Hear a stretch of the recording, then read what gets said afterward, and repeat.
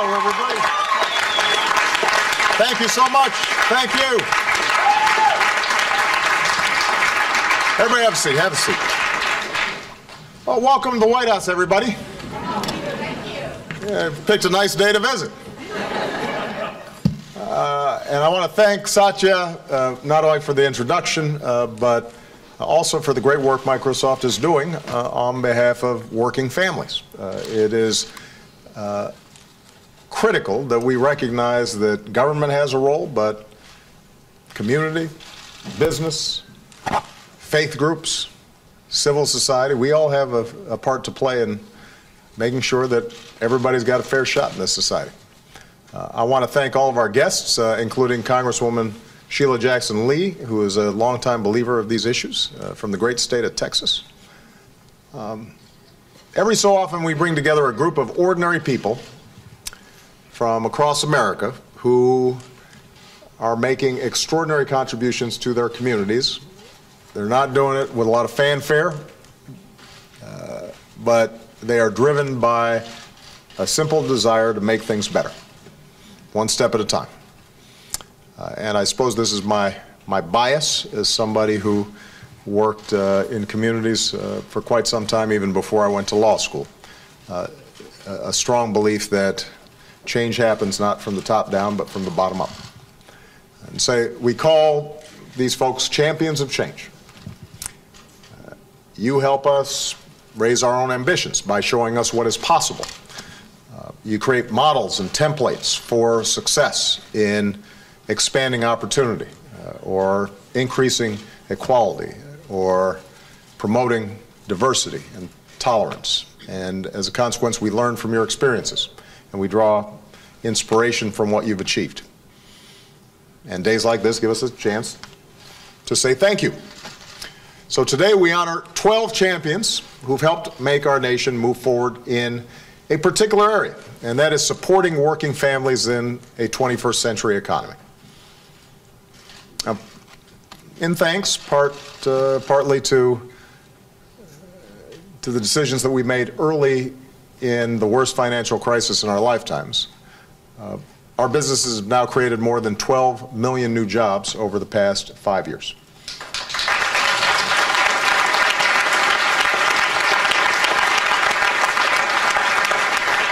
Unemployment has fallen from a high of 10% down to 5.5%. More kids are graduating. More folks are saving money at the pump because of increased fuel efficiency standards and greater energy production, doubling of clean energy production, reduction of carbon pollution. More Americans know the security of health care. Over 16 million people have health insurance. Our uninsured rate is the lowest that it's been perhaps since we started keeping the kinds of records we do about who's got health insurance and who doesn't. The recovery is reaching more Americans each and every day. More Microsoft stuff is sold and more Patagonia coats are sold, and which means that folks are interested in seeing how they can expand their businesses. Now, the question we now face is, how do we make sure that this growth and the recovery benefits everybody and not just some? How do we make sure it's broad-based and hence sustainable? Do we accept an economy where only a few of us do spectacularly well?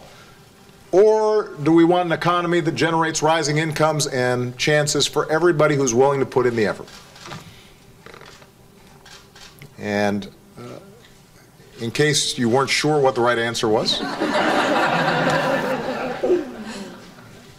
I believe in the latter approach. I believe in broad-based economic growth with a growing, thriving middle class and ladders of opportunity for folks who are trying to get into the middle class. That's why we call it middle class economics. The idea that the country does best when everybody gets a fair shot and everybody's doing their fair share and everybody's playing by the same set of rules. And I believe in this in my gut, not simply because of ideas of basic fairness, not just because it's more consistent with our democracy, not only because personally I wouldn't be here had the country not given me opportunity, and so I'm biased in that way, but because there's good, sound economic evidence that when everybody's incomes are going up and working people have more money in their pockets to spend, businesses do better, and we all prosper and we all thrive, and we're less subject to the bubbles and the speculation, the ups and downs that can throw a modern economy off. So a key part of middle-class economics is helping working families feel more secure in a constantly changing economy. And we do that by bringing workplaces stuck in the last century into this century. And this is something that I've made a priority as president. Because our workplaces have changed, we have to change with them. So, for example, women now make up about half of America's workforce.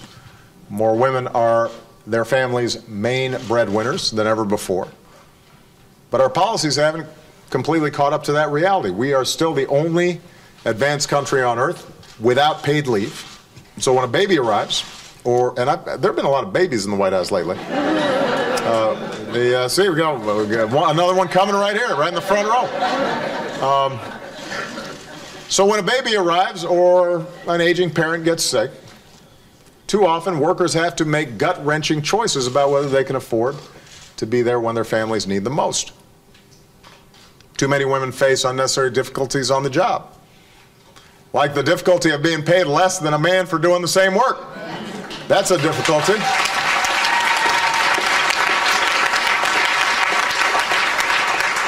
Or being reprimanded or fired for taking too many bathroom breaks when you're pregnant.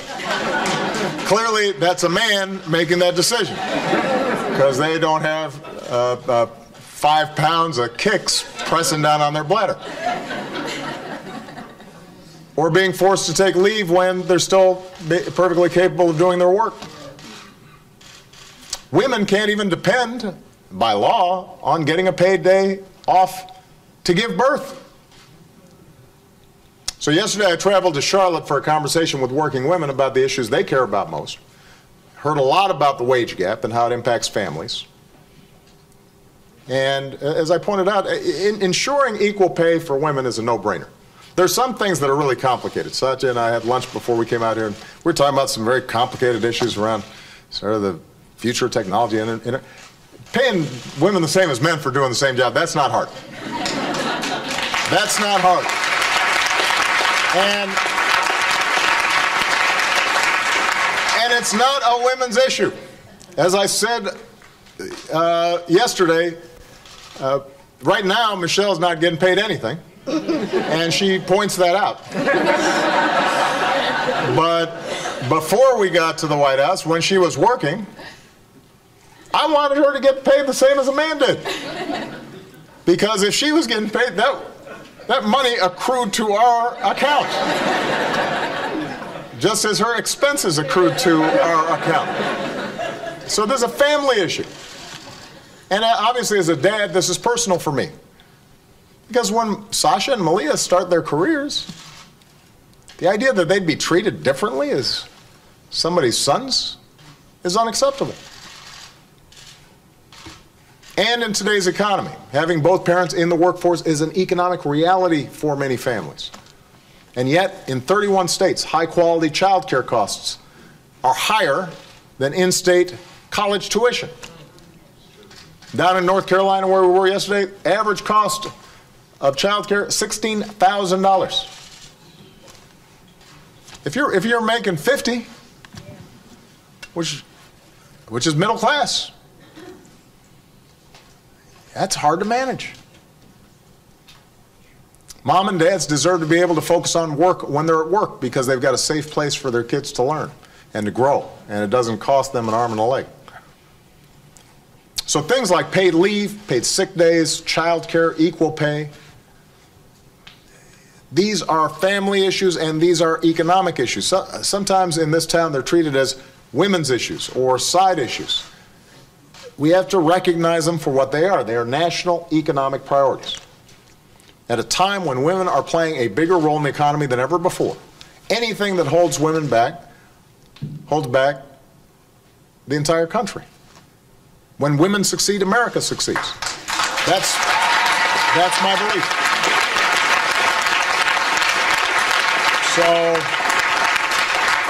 So that's why in my State of the Union address I challenge Congress to take action on these issues. And I'm going to keep putting the pressure on, and I need you to join me. Because America deserves a Congress that doesn't just talk about supporting working families, but actually supports working families. And while we're waiting for Congress, a lot of Americans are saying we're just going to go get stuff done on our own. You've got mayors and state legislators and governors that are moving forward, passing paid leave, raising their state's minimum wage, ending pregnancy discrimination. And business leaders are joining them because they know, as Satya said, that family-friendly policies are not frills. They are good for the bottom line. So behind the scenes of all this progress are champions of change like the ones that we honor here today. Some have worked on these issues for years, far from the limelight, oftentimes against great odds. Just to take, I'm just going to cite a few examples so you have a sense of who these people are. More than a decade ago, Netzi Firestein, where's Netzi? Raise your hand. There you go. Netzi led a campaign in California for paid family leave. People said it was a long shot.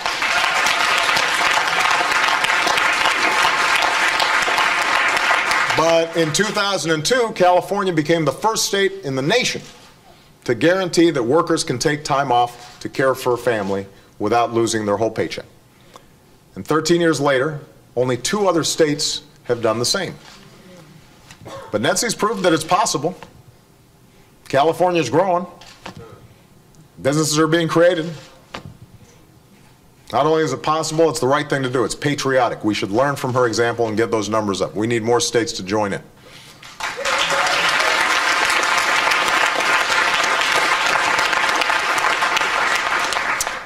Renee Strummy is here. Where's Renee? Right there. There's Renee, right there.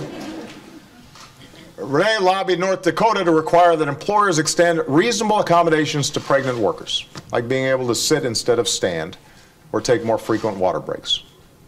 And next week, she will watch that bill signed into law. Way to go, Renee.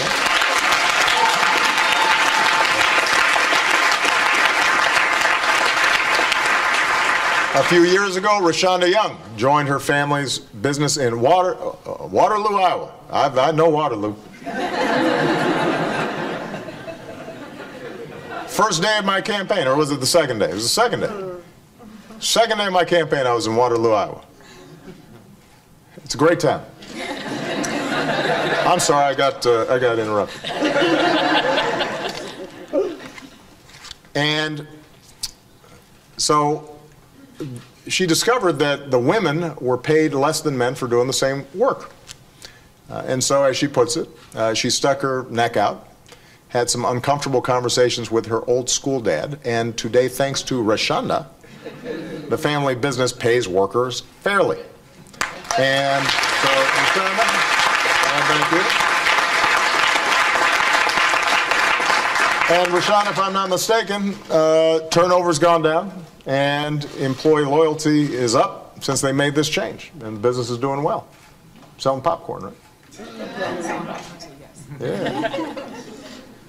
And as we just heard from Satya, Microsoft recently made history by announcing that not only does it already have family-friendly policies, sometimes you hear the argument, well, that's big companies, we don't have to do the same thing. But now Microsoft says, no, we want contractors to provide paid leave to employees if you want to do work with Microsoft. And for a company as big as Microsoft, that one change will mean greater security and peace of mind for thousands of families, and hopefully inspire more companies to do the same for their workers. But Microsoft's not the only company that is a change agent. We got the CEO of Patagonia, Rose Macario, who is here.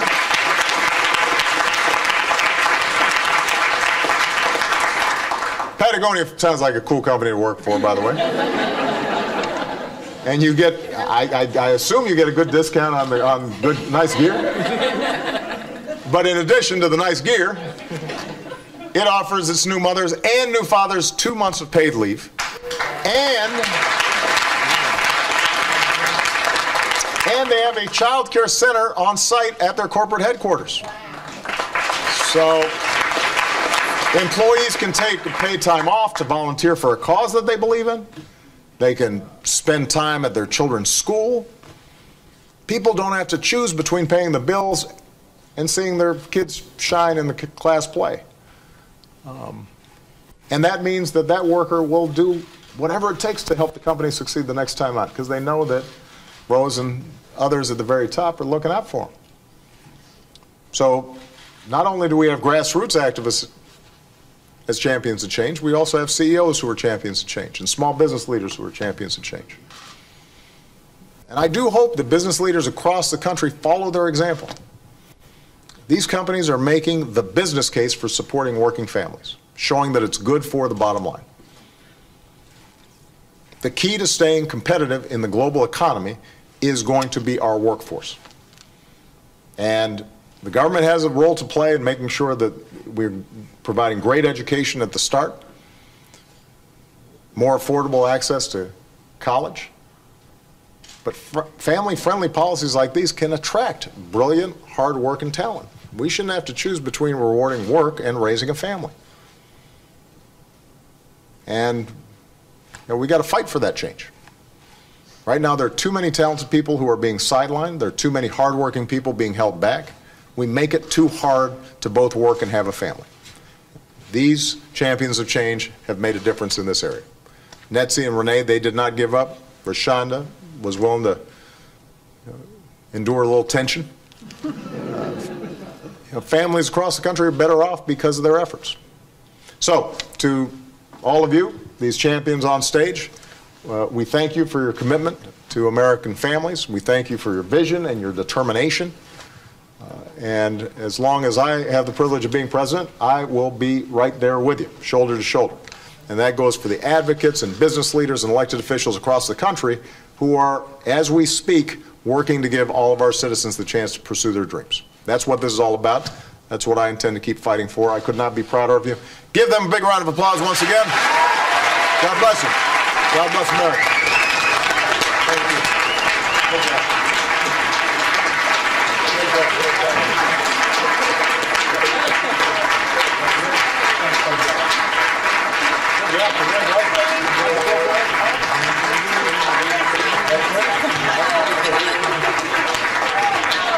Thank you.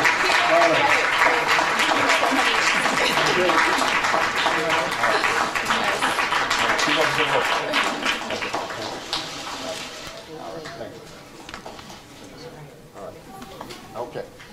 All right, everybody. Thanks.